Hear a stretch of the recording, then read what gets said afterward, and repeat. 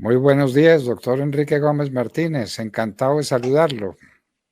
Fernando, un gusto estar aquí con usted, tenerlo de vuelta a esa gran e importante actividad periodística que extrañamos tanto y obviamente un placer siempre estar con los oyentes de la hora de la verdad.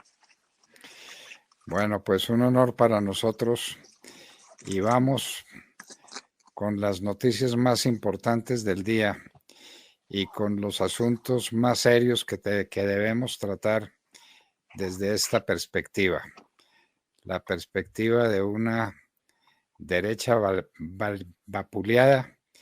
La noticia de Chile no deja de ser una noticia escabrosa, una noticia compleja.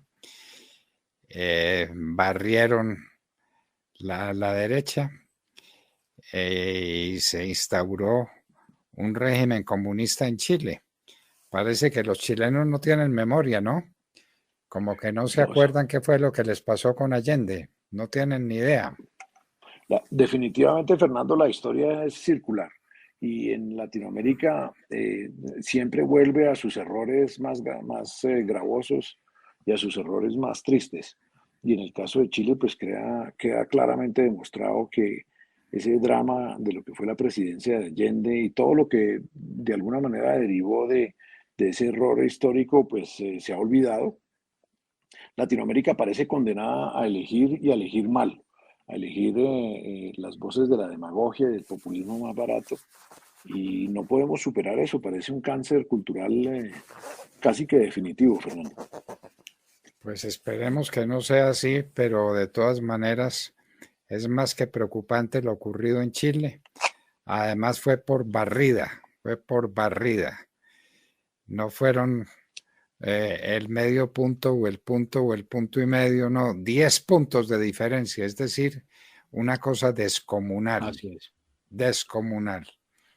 Entonces, vamos a ver qué ocurre y vamos a ver cuánto se demoran estos marxistas chilenos en volver a acabar a Chile. Yo Ya, tengo la idea de que eso es rápido, Fernando. Ya sabemos el poder corrosivo, el poder destructor del marxismo en nuestro continente y eso empieza desbaratando la estructura democrática y productiva de la manera más rápida. Una lástima para una democracia que nos había enorgullecido tanto, nos había mostrado tantos ejemplos de la cual aprendimos tanto, que superó la dictadura para transformarse pues, en un oasis de crecimiento económico y de equilibrio social y que ahora, pues por cuenta de estas huestes de alguna manera incultas y superficiales, pues vuelve a quedar en manos de un marxista declarado, agresivo y obviamente que no va a dudar en implementar la opción dictatorial como la hemos visto en tantos países de Latinoamérica. Doctor Fernando, doctor Enrique, muy buenos días. Mire, a propósito del tema de este izquierdoso, extrema izquierda en Chile, de Boric, hay que anotar que este es el heredero político de las revueltas, las protestas y el terrorismo en las calles de Chile del año 2019, donde vimos por primera vez actuar a la famosa primera línea desde Chile, atacando los sistemas de transporte, utilizando lo que llamamos la revolución molecular disipada, donde lo primero que hicieron fue acabar con el sistema de metro, luego atacar a la policía, coparla, arrinconarla y crear zonas vedadas para la fuerza pública. Este sujeto, este Boric, es precisamente el líder político de esas revueltas y lo peligroso es que nosotros en Colombia también tenemos un líder político que ha estado muy detrás de las revueltas del 2019, del 2020 y del 2021. bueno, pues mal ejemplo nos dieron los chilenos y preocupante hasta el extremo este triunfo dramático, porque es dramático, el triunfo del comunismo en Chile otra vez. Y yo digo, se les olvidó. Como visité Chile tantas veces en la época de Allende, yo tengo algo de memoria. Yo recuerdo a los chilenos haciendo colas indefinidas para tratar de comprar un mendrugo de pan porque no lo tenían. Los comunistas de Allende acabaron con el país, lo destruyeron, lo volvieron pedazos. Y eso se les olvidó a los chilenos. y entonces quieren volver y repiten ahora, ya no solamente con el socialismo ahí medio disfrazado de la señora Bachelet, sino con un comunismo franco, abierto, agresivo. Vamos a ver qué pasa. Es la primera noticia que tenemos para compartir con ustedes, queridos amigos de la Hora de la Verdad. No son buenas esas noticias. Vamos a ver qué sucede con Chile en el curso de los próximos días. Bueno, Enrique, Sí, ¿cómo van los preparativos para estas elecciones aquí? ¿Qué han logrado ustedes hacer en medio de tanta premura, de tantas dificultades como las que han tenido? Doctor Fernando, estamos muy contentos porque Salvación Nacional ha logrado reunir 12 listas departamentales a la Cámara de Representantes, una por Bogotá y una en la circunscripción de extranjeros, y tenemos una lista de lujo cerrada al Senado, liderada por José Miguel Santamaría, y tenemos pues la ilusión de que hemos logrado esto en un tiempo muy corto por la enorme receptividad que el Renacer de Salvación Nacional ha tenido en todo el país. Entonces, lo más importante de este esfuerzo que hicimos en contra de muchas presiones de la política tradicional que nos decían que no íbamos a poder reunir los perfiles para conformar nuestras listas, pero lo que más nos importa y nos llena de orgullo es que los colombianos en 12 departamentos más Bogotá y extranjeros sí podrán optar por Salvación Nacional y estas listas, salvo la del Cauca, son listas cerradas, Fernando, precisamente para empezar a hacer la buena política, la política de un partido moderno, de un partido institucional y democrático que Colombia no ha tenido, porque los partidos que hoy día ocupan el escenario político colombiano están pegados de la mala política, están pegados de la política personalista de estos parlamentarios que se chupan todo, destruyen todo para nutrir sus maquinarias y sus empresas de reelección. Salvación Nacional empieza distinto con ese anatema de la política tradicional que es la mención a una lista cerrada, rechazando voluntariamente la posibilidad del voto preferente y pues lo hemos logrado y por eso los electores saben y cuentan ahora en marzo en las elecciones del Congreso con una opción que representa buena política, política de ideas y un partido que nace fuerte y lleno de ilusión para no solo defender lo conservador y desde lo conservador plantear el acuerdo sobre lo fundamental, sino defender la democracia en estas horas aciagas en donde las encuestas muestran al señor de las bolsas adelante en su propósito de conquistar la presidencia de la República. El voto preferente es la perversión de toda política. Es la renuncia de los partidos a ser partidos. Es la claudicación ante los intereses individuales de este y de aquel. El voto preferente. Eso es lo contrario de todo sistema organizado de partidos políticos.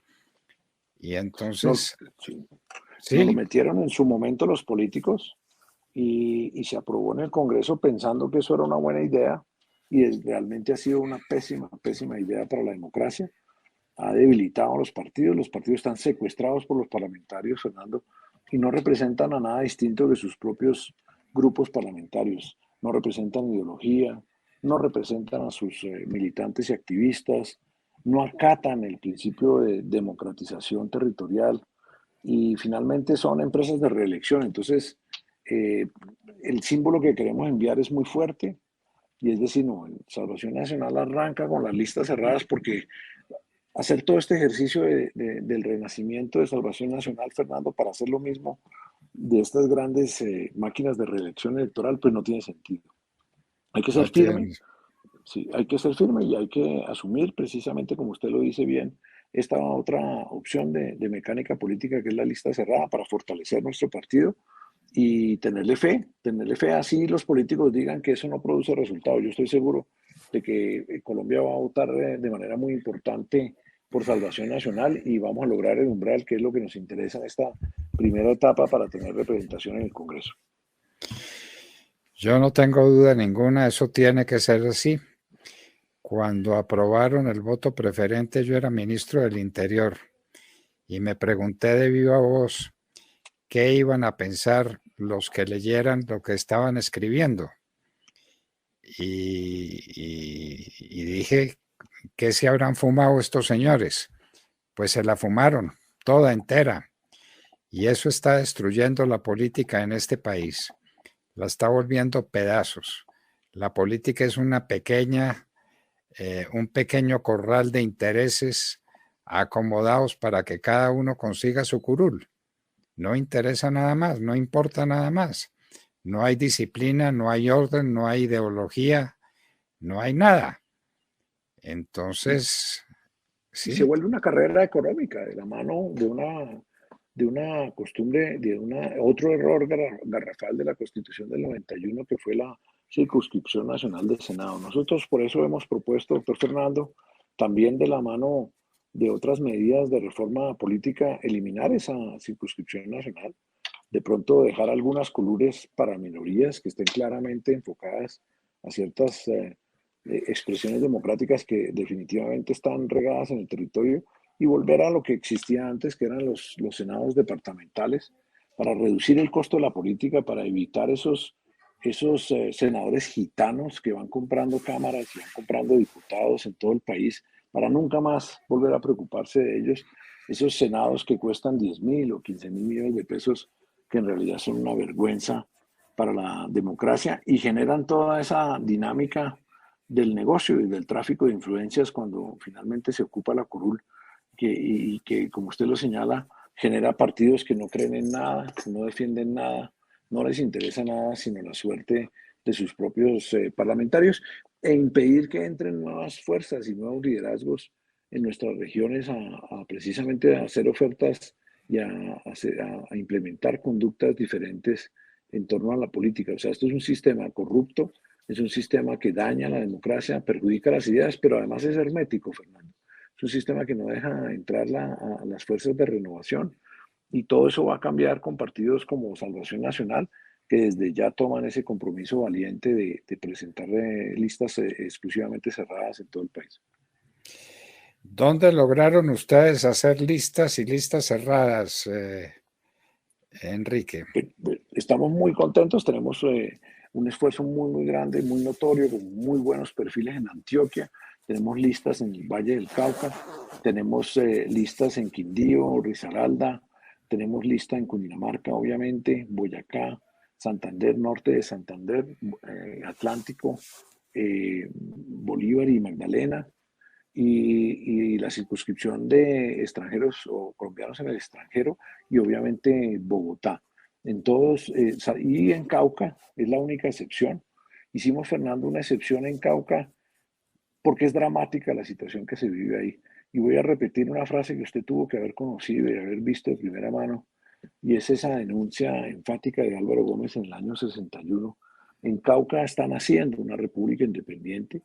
En Cauca el mal manejo del gobierno, el cederle a las presiones del CRIC, el cederle a las presiones del narco que inunda ese departamento de cultivos ilícitos, pues está sembrando la semilla de una república independiente. Y hemos considerado que nuestra regla de listas cerradas debía tener una excepción.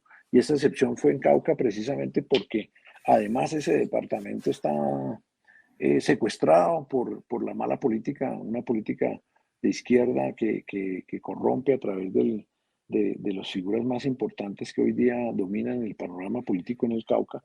Y hemos decidido hacer entonces una alianza de propósito en ese departamento con las fuerzas de derecha, el Conservador, Colombia Justa y Libres, el Centro Democrático y Salvación Nacional, para tratar de recuperar una curul para la decencia, para la buena política, y de pronto dos en ese universo en donde campea la delincuencia, campea precisamente el mandato de esta dirigencia indígena que está ligada al narcotráfico y ligada al esfuerzo subversivo.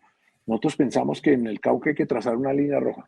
Si no frenamos la expansión de la agenda del CRIC y la agenda de perturbación del orden público que este gobierno, desgraciadamente el gobierno del expresidente Duque, ha permitido que prospere en el Cauca, vamos a enfrentar una situación muy grave, no solo ahí, sino en todo el suroccidente colombiano. El sueño dorado de la guerrilla de las FARC que era crear esa república farallana en el suroccidente, se está materializando, Fernando, y por eso hemos hecho esa exclusión, pero entonces también habrá un muy buen candidato, el doctor Efraín Valencia Jr. nos va a representar en Salvación Nacional y sabemos que vamos a poder lograr unidos el umbral y tener de pronto la opción de una o dos curules en el Cauca.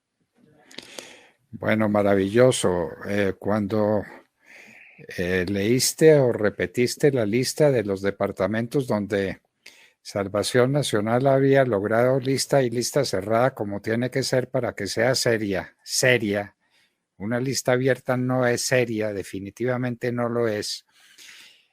No mencionaste el departamento de Caldas. ¿No hay nada en Caldas? Ah, sí, señor, tenemos un muy buen candidato ingeniero agrónomo en Caldas, tal vez fue omisión mía, y me acabo de caer en cuenta que también logramos en departamentos muy agrícolas, como en el caso del Tolima, también tenemos otro ingeniero agrónomo joven, interesante, que va a llevar las banderas de Salvación Nacional, y creería que hoy mismo cerramos también un compromiso bien interesante en el Huila, Santander y norte de Santander, Fernando. Qué pena mi omisión, pero son departamentos donde hay arraigo conservador, donde hay mucho descontento con la forma en que se hace la política por el Partido Conservador y el Centro Democrático, y donde hay mucha angustia y búsqueda de opción electoral. Entonces creo que ahí ya no olvidé ninguno, creo que mencioné también Boyacá, y estamos pues en ese proceso de ajustar nuestras listas, que el plazo vence mañana para cambios y reorganizaciones de las listas, pero pues ha sido un esfuerzo sinceramente muy alto, liderado obviamente por Nicolás Gómez, aquí presente, nuestro coordinador político, y todo el equipo de Salvación Nacional, para tener estos nombres y tener esta opción para el electorado colombiano.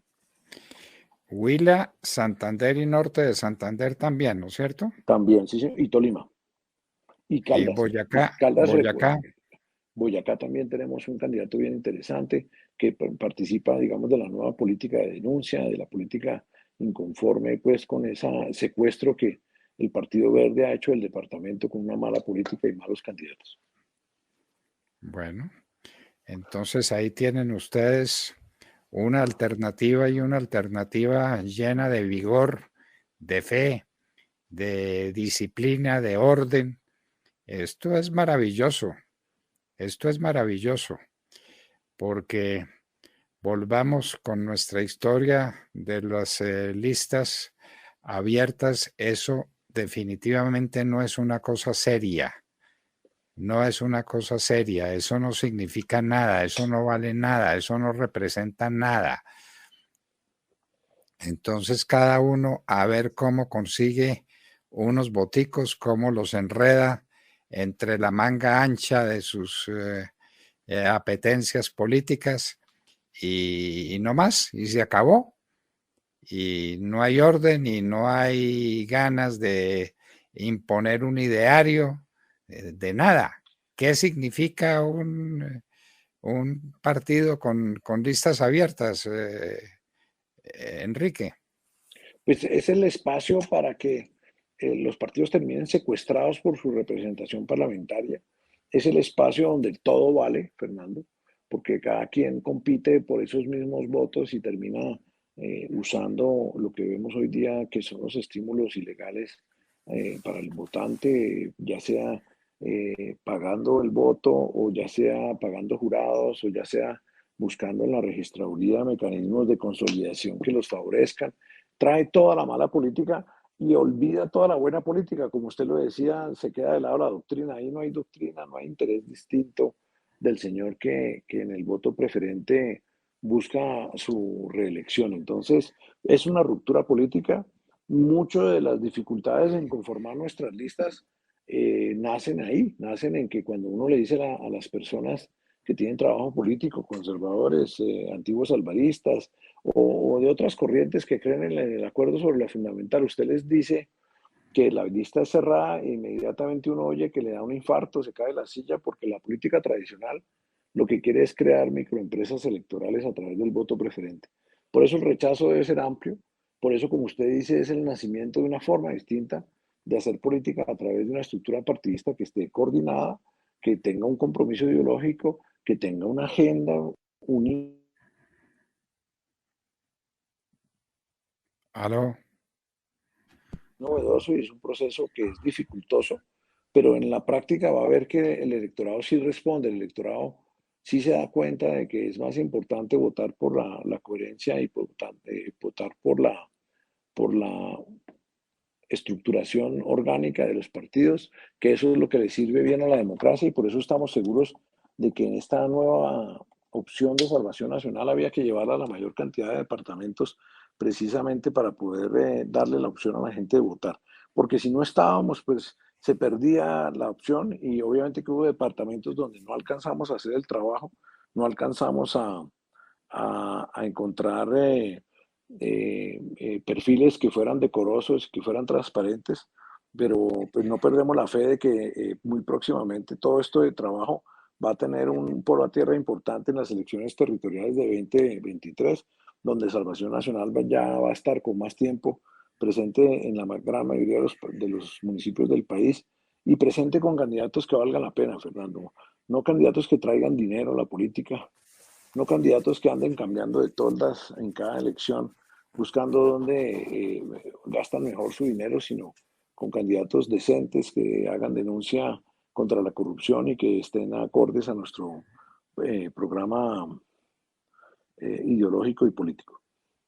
Es que lo primero que se preguntan hoy los que quieren hacer campaña para Senado y para Cámara es cuánto vale un Senado o ¿Aló? cuánto vale una Cámara en tal o cual departamento. ¿Cuánto vale? Eso tiene un precio ¿Aló? y se paga, ¿sí? ¿Aló? ¿Escuchas?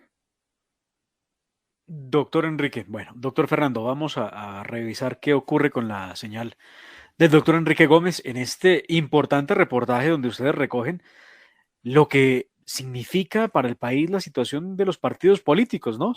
Y cómo ese embeleco de las listas de voto preferente hacen tan difícil que la gente pueda participar en unas elecciones. Lo decíamos hace unos días en uno de nuestros al oídos. ¿Cómo va a ser la ciudadanía para entender el tarjetón, doctor Fernando, el tarjetón de Senado? Ah, con más de 21, 22 partidos en total y bueno, muchos de ellos con voto preferente, donde hay que poner las 100 casillas con los candidatos, o en algunos casos no todas, pero el caso es que es muy difícil. Y la pedagogía, porque tampoco es que la gente esté muy interesada en entender cómo se puede votar. Y no vas a ver cómo votar.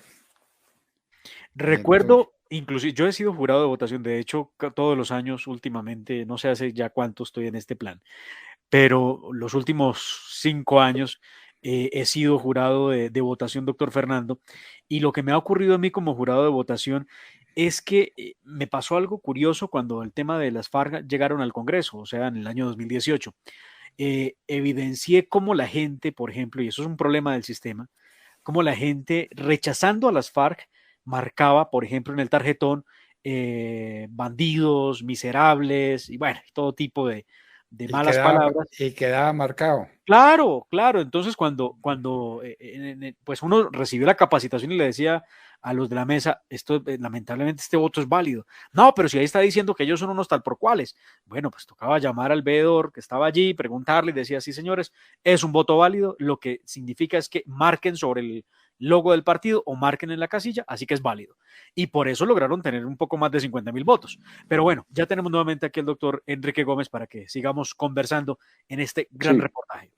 mil disculpas, me entró una llamada, se me cayó ahí la Estábamos, conexión. estábamos hablando de cuánto vale una Cámara o cuánto vale un Senado, que es Pues depende, lo sí, primero que la gente se pregunta. ¿Cuánto depende del vale? departamento, pero depende del departamento, doctor Fernando, pero una cámara no, una cámara en ese sistema de política de listas abiertas y de política oscura, digamos, de mala política, puede estar arrancando entre 800 millones de pesos y 2.000 millones de pesos dependiendo del departamento. Y en el caso específico de un Senado, pues uno oye comúnmente que como mínimo se están manejando estructuras de gasto incluso con reembolso en el rango de los 5.000 a 10.000 millones de pesos.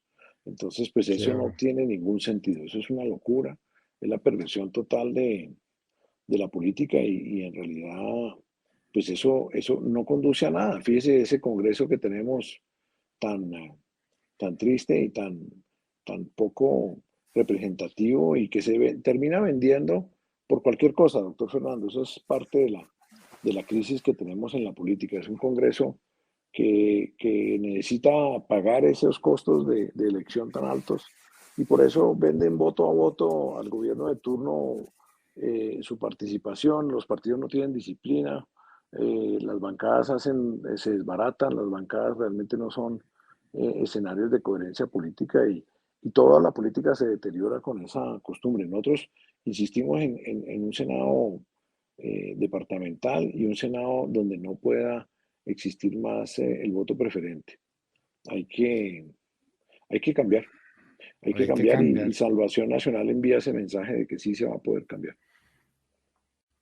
Criticando como estamos criticando esa vieja política detestable, estamos saludando una nueva política. ¿Cómo hago yo para enterarme de cuáles son los postulados que nutren a Salvación Nacional en este momento? Yo quiero Fernando, saber. sí, Fernando, hemos hecho un esfuerzo grande de difusión, pues digamos en un formato moderno a través de videos cortos que ejemplifican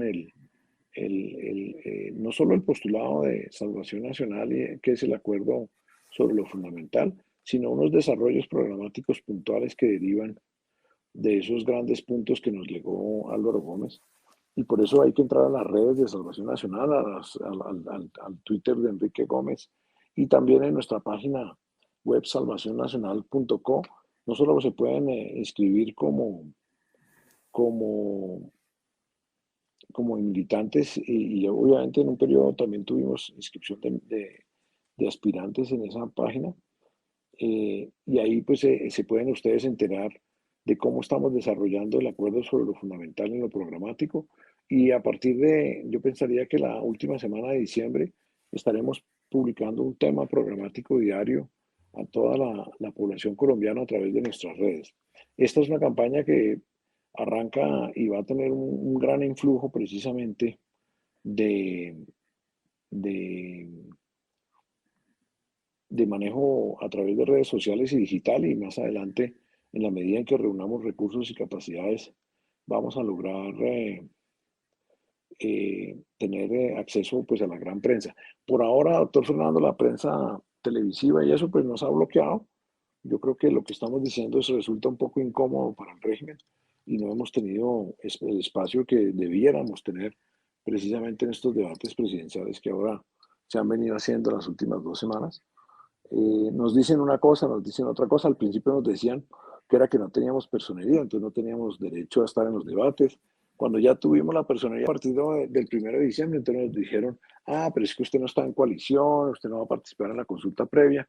Uno nota en la misma manera en que el Consejo Nacional Electoral se tardó con este proceso, pues usted nota la resistencia del establecimiento a dejar oír estas propuestas y a dejar oír esta voz de Salvación Nacional porque resulta un poco incómoda para el régimen y para estos escenarios pues, que tienen al país donde está.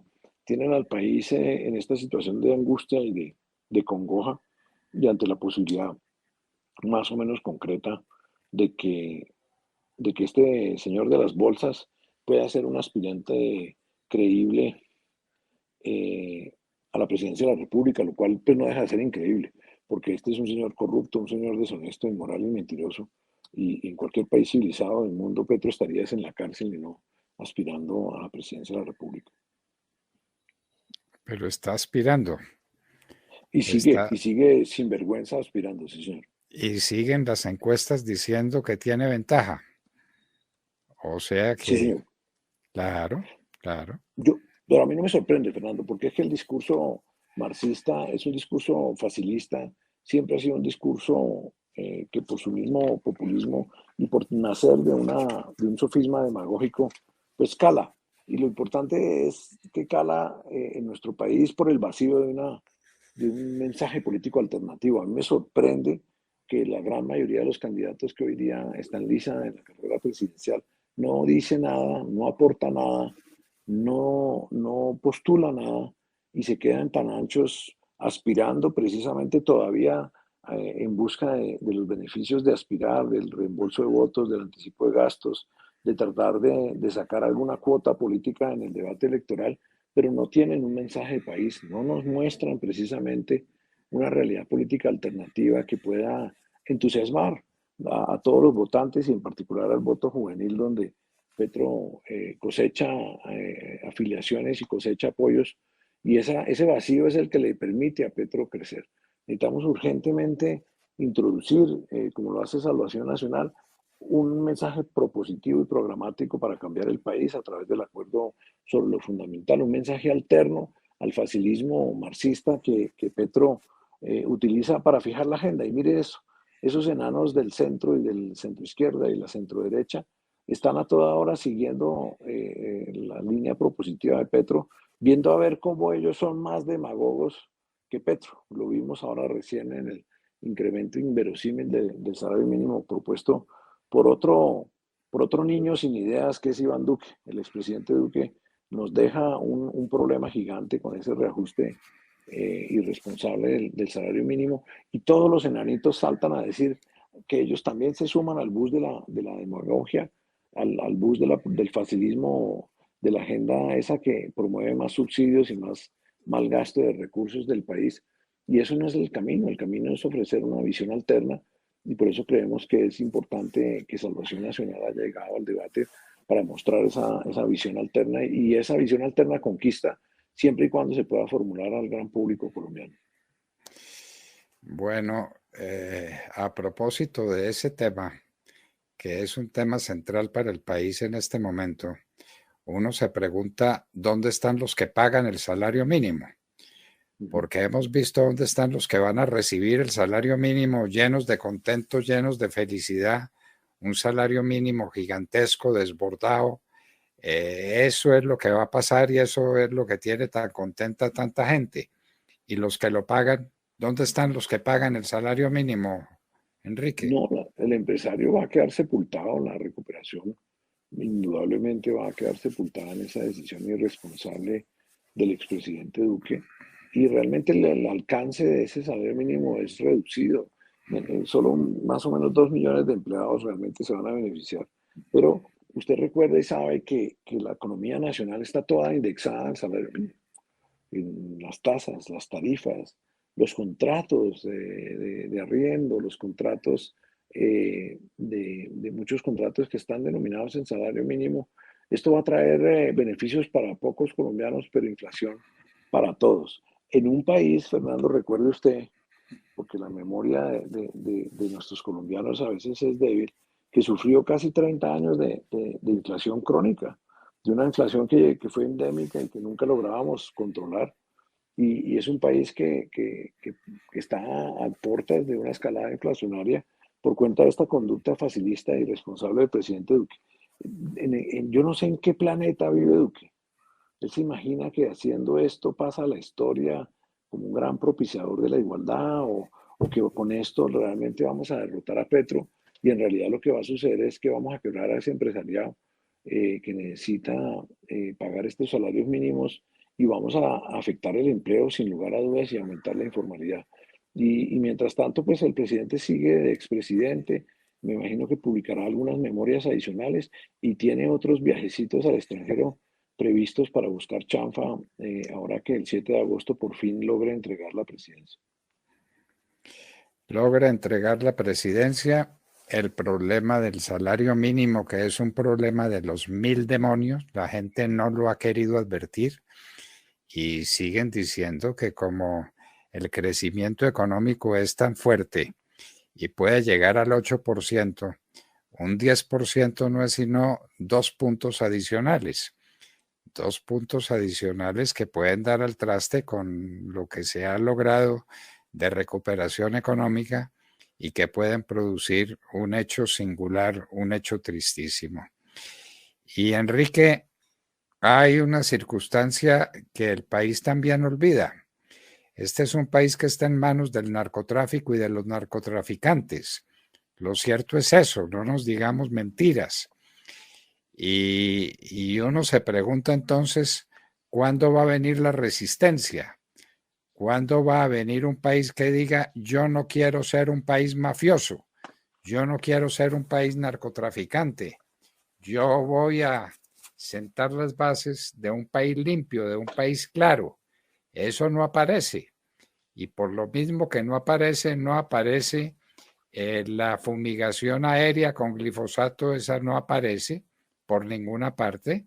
El presidente Duque o el expresidente Duque, uno ya no sabe cómo decirle, no ha sido capaz de cumplir un compromiso de honor que asumió con el país, que fue el de abrirle el espacio a la fumigación con glifosato para empezar a enfrentar el narcotráfico, que es una tragedia nacional. ¿Cómo hacemos para enseñarle eso al país? Que la tragedia nacional se llama cocaína. Enrique.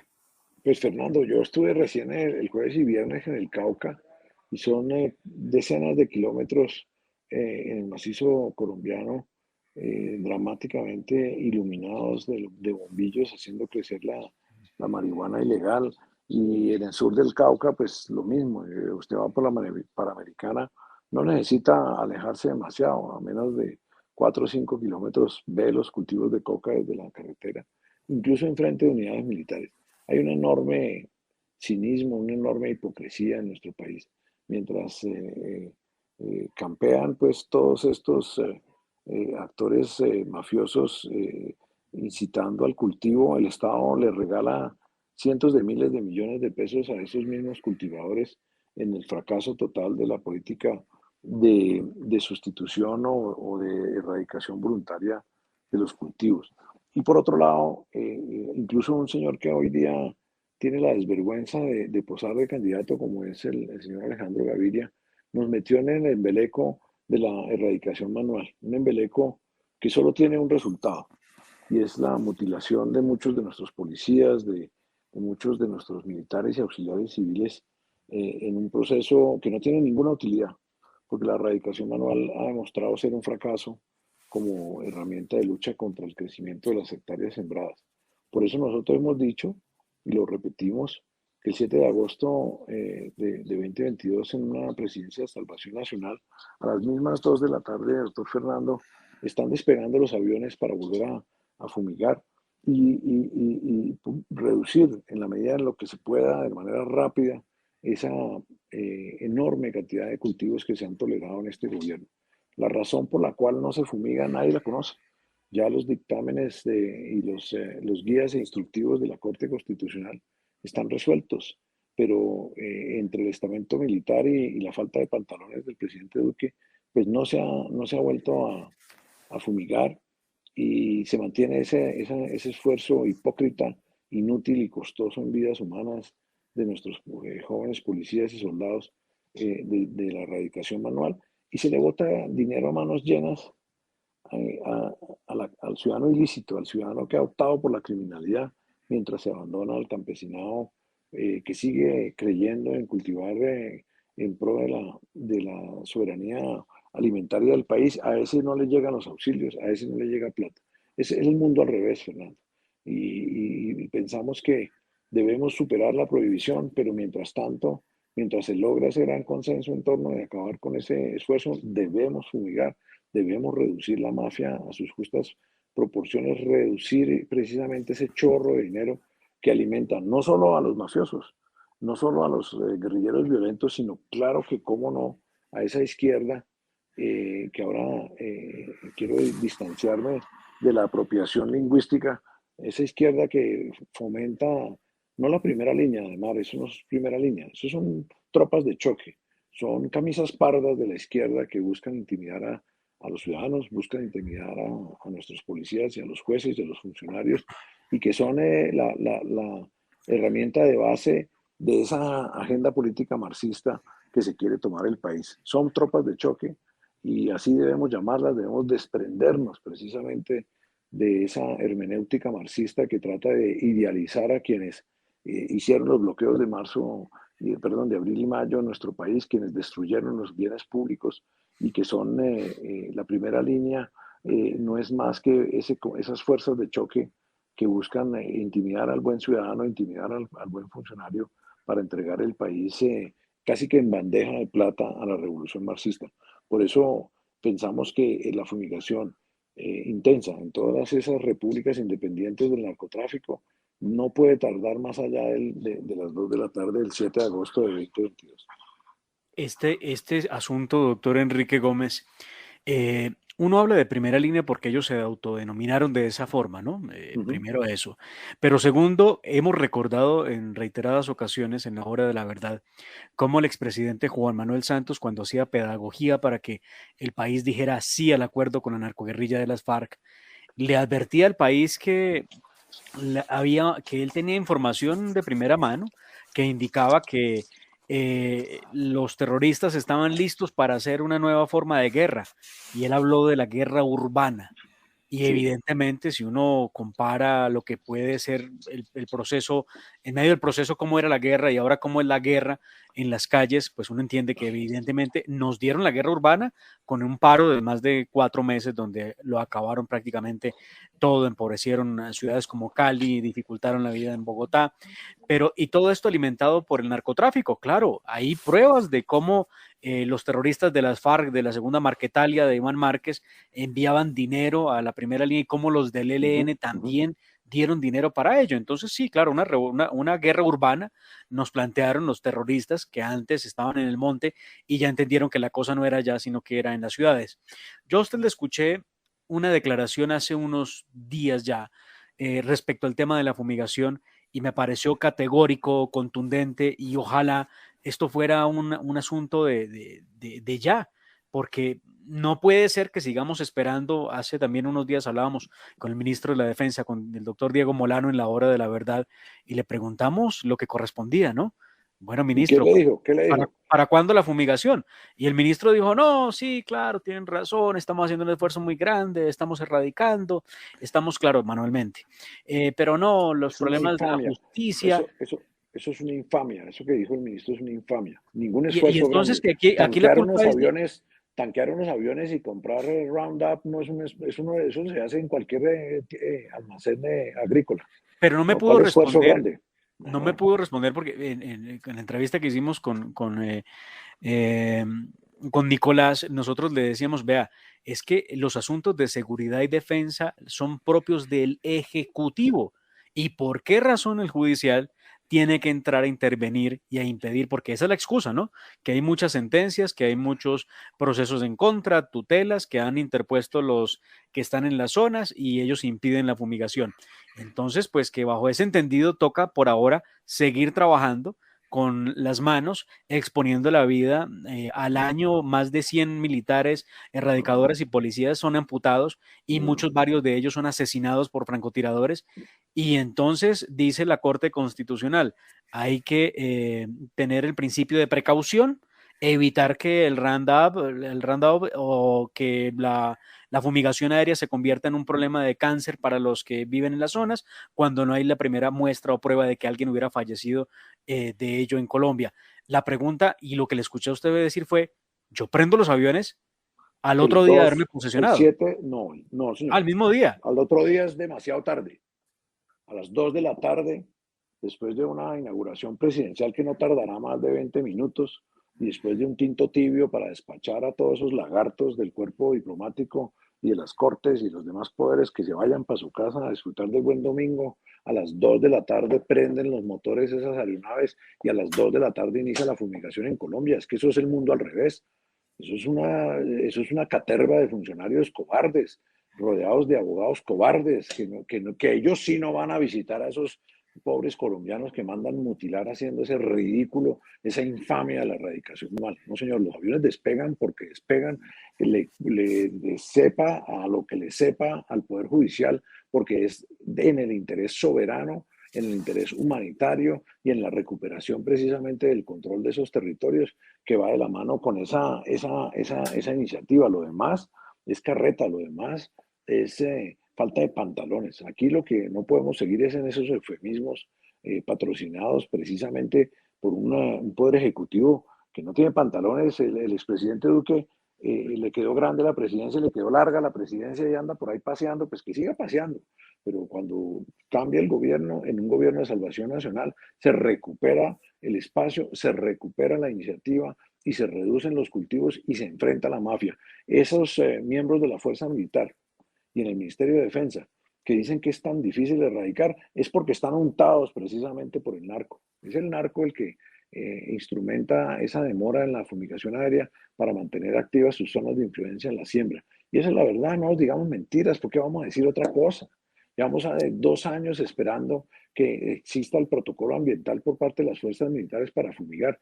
Lo que no quieren es fumigar y el ministro Molano se le mojan los calzones ahí de dar la orden. Entonces eso no puede seguir así. No puede haber la infamia de una vida más de un miembro de la fuerza pública sacrificada en la estupidez de la erradicación manual. Me perdonan, pero así es y así debe ser. Y esa es la realidad de las cosas. Aquí tenemos que llamar las cosas por su propio nombre. Cuando una política de Estado, como la fumigación aérea, no se implementa es porque a alguien le sirve. ¿Y a quién le sirve? Le sirve al narco. Y el narco está feliz, y el indígena que cultiva está feliz, y el señor Cal, que además le pagamos para supuestamente erradicar y financia con esas nuevas hectáreas de coca y de marihuana, pues está feliz. Entonces eso tiene que cambiar. Debemos ser contundentes, debemos ser ejecutivos y debemos ser racionales en la defensa de la legalidad y del interés de todos los ciudadanos. Yo no entiendo por qué la gente olvida tan fácilmente. Cuando se posesionó el presidente Uribe, teníamos más de 140,000 hectáreas de coca sembradas y certificadas como tales. Al año teníamos 70,000. En un año erradicamos 70,000 hectáreas de coca con Roundup y no pasó nada. Y aquí tengo los folders de los estudios periodísticos que hablaban de cáncer producido por el Roundup. Yo dije, muéstreme un ejemplo, deme uno de carne y hueso, un ejemplo de verdad de que eso ocurra. No lo encontraron porque no existe, eso son mentiras. Y si se llega a correr algún riesgo en ese sentido, pues hay que correr el riesgo. ¿Qué remedio? Porque es que el narcotráfico acaba el país. El narcotráfico es la destrucción de la nación. El narcotráfico es la liquidación de todos los valores cívicos, de todos los valores patrióticos. Y el narcotráfico no se puede permitir. Así de sencillo. Entonces, ¿cuáles son las decisiones que toma el Poder Judicial para impedir la erradicación con glifosato? A ver, ¿dónde están? Muéstremelas. No existen, no es verdad, no existen porque no se atreven, les da miedo también, les da miedo. Porque el gobierno Fernando quedó sometido al chantaje de la CRIC en el sur occidente del país, al chantaje del EBN y unas comunidades que han sido presionadas por la violencia del narcotráfico a expresarse a través de bloqueos y de marchas, pero eso en Colombia, y usted mismo lo vivió en el pasado, eso hay que enfrentarlo con decisión, con un sentido de misión, con un sentido de legalidad que desgraciadamente el expresidente Duque no tiene y no está dispuesto a ejercer porque él está corriendo para irse a algún cómodo escritorio de la burocracia multilateral. Yo hasta pienso que sería mejor conseguirle el puesto de una vez y salir de eso para tener precisamente y recuperar la entidad de la República de Colombia y un criterio de soberanía y de compromiso con el restablecimiento de la función de imperio en todo el territorio. Estamos de acuerdo, el problema de la erradicación aérea claramente está en el Ministerio de Defensa en este momento. Eso ya no es un tema, como usted lo dice, de jueces, es un tema de conveniencias y es un tema de cambiar el mando y de enviarle un mensaje alto y claro al mando que se ha prestado a estas dilaciones, ya sea por cobardía, ya sea por conveniencia jurídica, o yo lo que mucho me temo, doctor Fernando, como usted sabe que ya ha pasado en el pasado, pues porque el chorro de dinero que está generando toda esa área sembrada de cultivos ilícitos, pues también llega a nuestras fuerzas militares, no nos engañemos. Y allá también hay gente fletada por el narcotráfico, que son los que a toda hora dicen, no hay protocolo de fumigación, espérame el estudio ambiental, no tengo plata para la gasolina, no me da para comprar el herbicida, es una vergüenza. Pero peor todavía, el mecanismo que es perverso que ha planteado la Corte Constitucional es que entre esos 6 puntos que debe cumplir el gobierno, que nos han dicho de muy buena fuente, ya los ha cumplido todos, está uno que es el más simpático de todos los compromisos, de todos los requisitos, y es que el Estado, yo no entiendo a qué horas pasa esto, el Estado tiene que ir a la zona donde están los cocaleros, pedirles permiso y preguntarles en consulta previa, señores cultivadores de coca, ¿puedo proceder con la fumigación? Y una vez los señores que cultivan la coca, viven de ella, tienen un negocio, son ricos gracias a eso, dicen que sí, entonces se puede proceder. Lo que es la cosa más absurda que cualquiera se pueda imaginar. No, pues esos acuerdos no se pueden seguir cumpliendo porque es el mundo al revés. Estamos Adem entregando buenos recursos del Estado a ciudadanos bandidos que están involucrados en esa actividad ilícita y estamos pidiéndole permiso a quien no hay que pedirle permiso para ejercer la función de imperio de mar. Hay que dejar atrás toda esa cháchara y toda esa parafernalia supuestamente de derechos fundamentales. Y la Corte Constitucional pues es un recurtidero precisamente de un progresismo que lo que busca es disolver el Estado de Derecho y disolver a la sociedad colombiana. Por eso en Salvación Nacional hemos planteado esa reforma integral a la justicia que incluya el hecho de que la Corte Constitucional no pueda seguir legislando impunemente en violación de la Constitución y que incluya una nueva forma de nominación de esos magistrados que hoy día son solo titulares de lo malo para el Colombia, de la inversión de los valores, de la subversión de la función ejecutiva y unos jueces que cogobiernan y cogobiernan mal y de manera irresponsable. Todo eso tiene que cambiar de mar en un gobierno de salvación nacional. yo le quiero proponer, doctor Fernando, doctor Enrique Gómez, un asunto que me tiene aterrado y no sé por qué de esto no hay un gran escándalo nacional. Eh, a ver, esto ocurrió a mediados de diciembre, el 17 de diciembre, se conoció de un ataque que perpetraron contra unos desmovilizados de las FARC que estaban ubicados en el departamento del Meta, en una comunidad del Yarí. En los llanos del Yari estaban ubicados estos desmovilizados en una de esas zonas veredales que nosotros aquí en la hora, la verdad, doctor Fernando, recuerde usted en el año 2016, anticipábamos iban a convertir en nuevos entes territoriales, en comunidades completas, porque tenían centro de salud, aulas de clase, sitio de esparcimiento y recreación, canchas de fútbol, lugar del cine, un verdadero pueblo. Y eso lo negaron, dieron, no va a ser ni, no. Hoy en día hay por lo menos 23 zonas que llamaban veredales y hoy se llaman espacios de capacitación y reincorporación ETCR, y ahí están esas zonas. Resulta que zonas de tolerancia. Usted les llamó zonas de tolerancia, sí señor. Una especie de entrega de la soberanía por pedacitos en todo Colombia. ¿Y por qué lo digo de esa manera? Vean ustedes, a mediados de diciembre 17 salió una noticia que decía que una comunidad de estos señores en el Yarí, en el departamento del Meta, en el espacio territorial de capacitación y reincorporación, denunciaron un ataque por parte de unas disidencias, de unos tipos en armas de las mismas FARC. Esto es un yo con yo, las FARC contra las FARC. Y entonces recordó el gobierno que por allá en el 7 de agosto del año, el 7 de agosto del año 2021, Rodrigo Londoño, el jefe de las FARC, el jefe de comunes, decía que era urgente ayudar a estos actores, a estas familias, que son 43 familias en el Yarí, para que no corriera peligro sus vidas. Entonces, el gobierno, el presidente Iván Duque, diligentemente puso a disposición cómo lograr trasladar a estas familias a una zona segura, un territorio escogido en el municipio de Doncello, en el departamento del Caquetá, a más de 9 horas de distancia del Yarí, y entonces puso a disposición de estos señores desmovilizados un dispositivo de helicópteros del Ejército Nacional para trasladar a las familias. Oigan muy bien. Y esto significaba trasladar las familias, pues con todos perdónenme la palabra, los corotos, ¿no? La cama, el edredón, yo qué sé, el televisor, la mesita de noche, el comedor, bueno, todo en helicópteros del Estado, claro, del Ejército Nacional. Pero ¿qué pasa? Los señores firmantes del Acuerdo de La Habana dijeron que no les parecía la manera.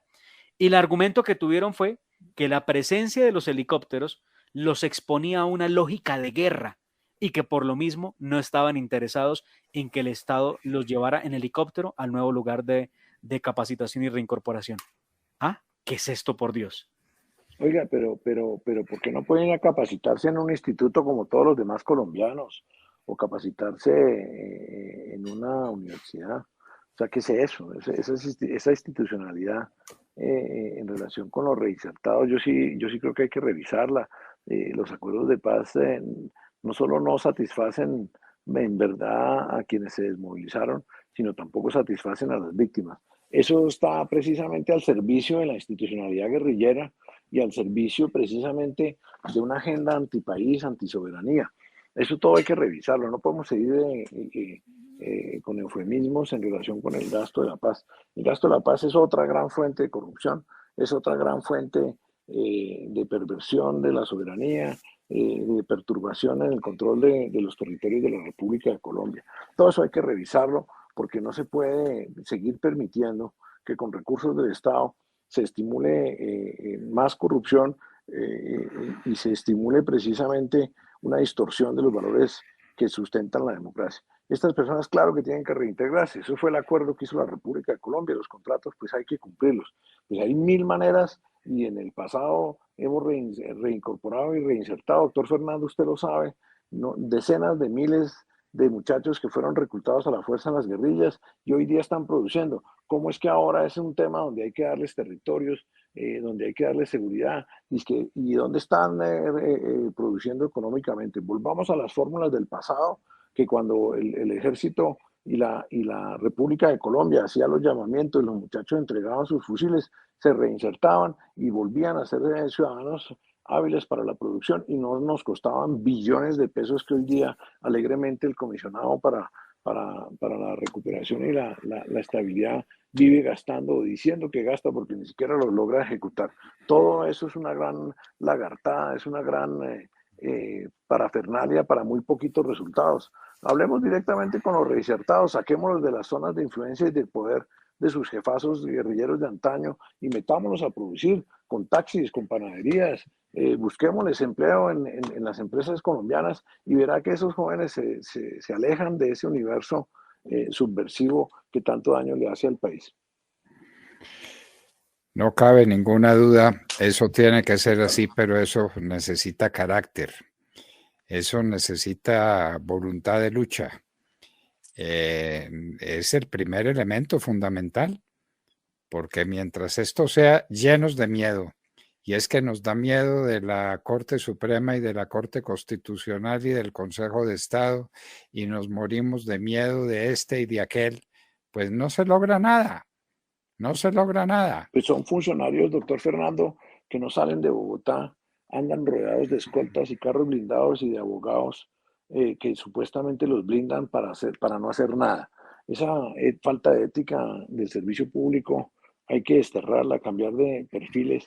El Estado no es para ir a lucirse, no es para ir a hacer negocio, el Estado no es para ir a figurar, el Estado no es para hacer buenismo y obtener autocongratulación moral o ética diciendo que los demás colombianos somos unos imbéciles y los que nos dirigen son verdaderamente los que saben cómo hacer las cosas.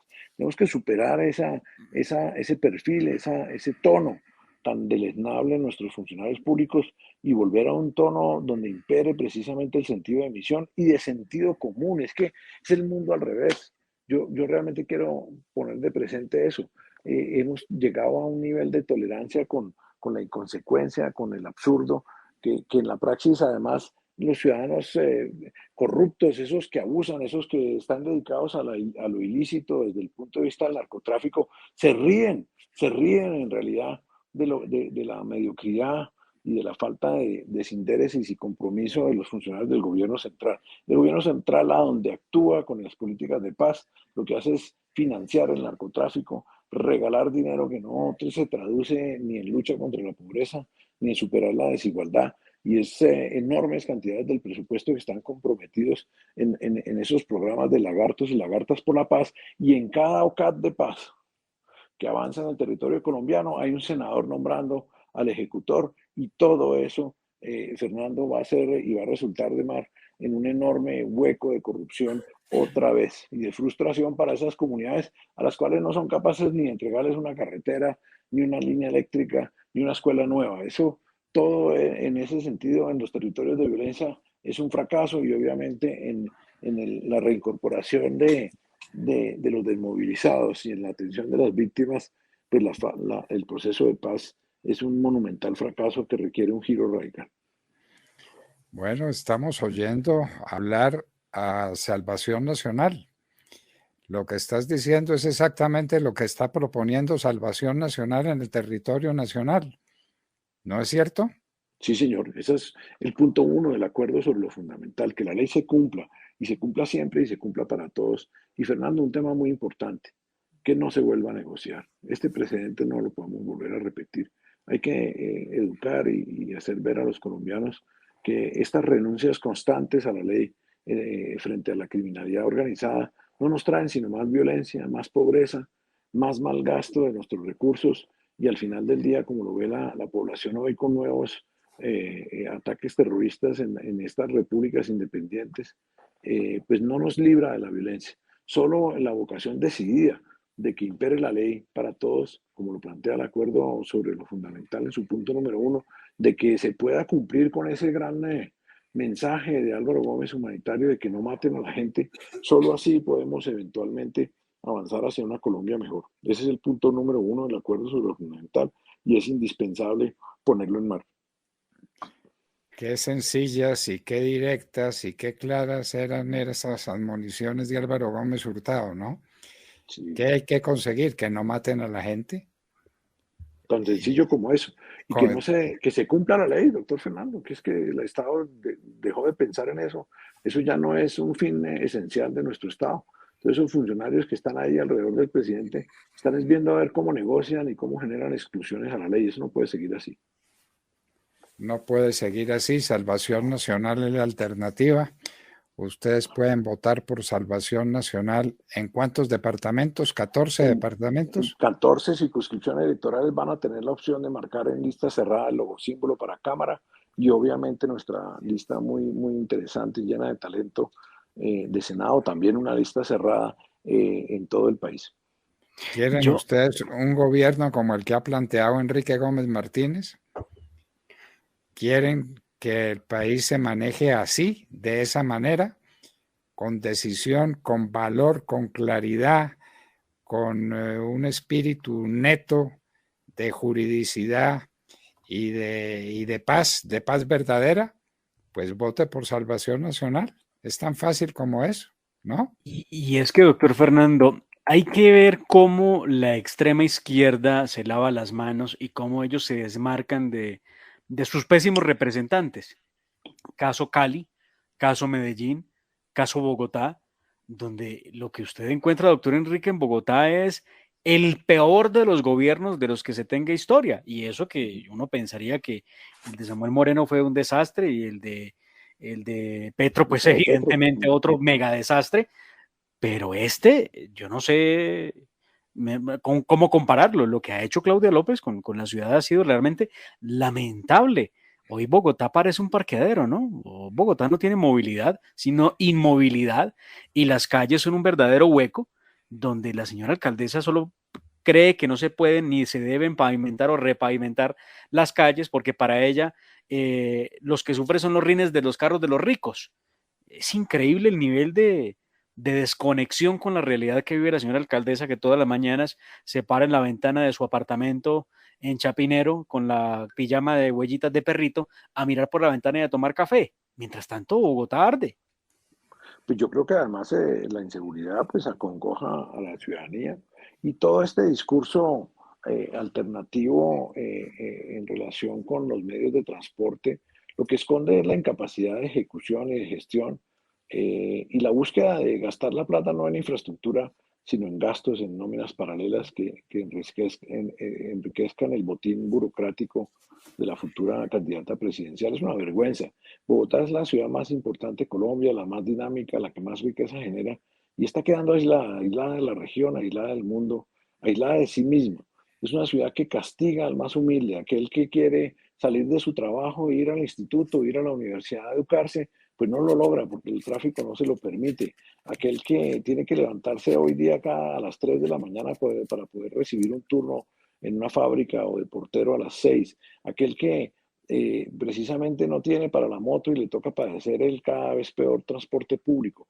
Toda ese discurso, de nuevo, un discurso de autocongratulación moral donde nos imponen un radicalismo supuestamente ambiental, a cambio de no ejecutar la infraestructura, pues perjudica es al más humilde, porque cuando una ciudad deja de ser productiva, cuando una ciudad deja de ser competitiva, pierde empleo. ¿Y pierde cuáles empleos? Pues los empleos de base, los empleos técnicos, los empleos productivos, manufactureros. Y Bogotá la están desertando las empresas porque se vuelve inviable, se vuelve invivible. Y la inseguridad, pues, de nuevo sabemos que castiga siempre al más humilde, aquel que no tiene para contratar vigilante armado, aquel que no tiene para esconderse en apartamentos de lujo o para viajar al extranjero. Esa inseguridad castiga a los hombres y mujeres que usan las calles, a los hombres y mujeres que terminan tarde en su trabajo y quedan expuestos a una diligencia, a una delincuencia que campea. Entonces, ese es el gobierno verdadero, ese es el gobierno práctico de la izquierda, es un gobierno que se basa en ilusiones y que no entiende el concepto de transacciones, es decir, es un gobierno que cree que postulando sus ideales morales va a transformar la realidad mientras abandona las necesidades del pueblo. Pues ese es uno de los escenarios donde vamos a tener un gran debate electoral en estas congresionales, porque hay que cobrarle precisamente a la alcaldesa López todos sus vacíos, toda su inoperancia, todo su discurso melindroso, su discurso amañado y evasivo de su propia responsabilidad. Por eso también en Bogotá tenemos una lista importante a la Cámara y a todos los ciudadanos que estén aburridos del mal gobierno capitalino, pues tienen una oportunidad ahora de expresarse en contra de ese gobierno a través de apoyar la lista a la Cámara en nuestra ciudad y de prepararnos obviamente con nuestro trabajo político hacia el futuro para que no vuelva a caer la ciudad en manos de gobernantes no solo ineficaces, sino desprendidos de la realidad y que nos mienten a través de su agenda marxista, y tenemos que recuperar Bogotá para la gente de bien. Por eso no solo pensar en las congresionales, sino de una vez pensar en que recuperemos la alcaldía para la buena política y recuperemos la alcaldía para la buena gestión. Queridos amigos, lo que tenemos que preguntarles es si ustedes quieren una ciudad así, si ustedes quieren un país así, si ustedes quieren una democracia así. Está al alcance de su mano. Lo único que tiene que hacer es votar por Salvación Nacional. Es una cosa completamente nueva, distinta, y qué curioso que las cosas más tradicionales y más emblemáticas son las más nuevas, porque al país se lo tragó el escenario de la novedad convertida en una miseria humana, en una miseria política, en una miseria social. De manera que quiere eso, quiere algo parecido a lo que le están diciendo, ya lo saben.